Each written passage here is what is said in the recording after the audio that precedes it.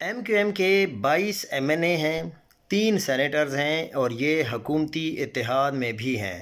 لطیفہ یہ ہے کہ آئینی اتنی اہم ترمیم ہونے جا رہی ہے، ایم کیو ایم جس نے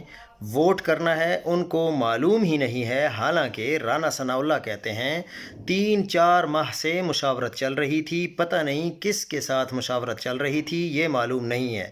جس سے پوچھتے ہیں اس کو کچھ معلوم نہیں ہوتا۔ ایم کیو ایم کو کس لمحے پتہ چلا حکومت 27ویں ترمیم لا رہی ہے؟